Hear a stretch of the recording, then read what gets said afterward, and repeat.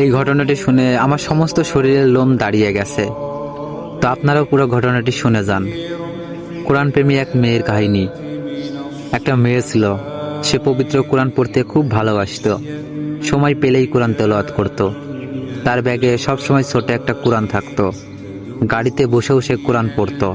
তার তেলাওয়াত এত মধুর ছিল যে কোনো পাষাণ ব্যক্তির মন গলে যেত।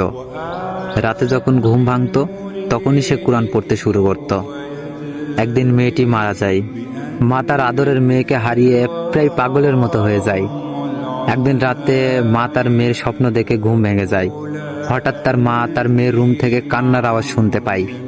তিনি ভয়ে সেই দিন ওই ঘরে যাননি। পরের দিন সকালে তার বাবাকে জানান, কিন্তু সে বিশ্বাস করে না। পরের দিন রাতে তার মা আবার সেই কান্নার আওয়াজ শুনতে পায়। তারপর তার বাবাকে বলে, বাবাও শুনে সেও ভয় পেয়ে যায়। তারপর সকালে এই ঘটনা মসজিদের ইমাম সাহেবকে বলে।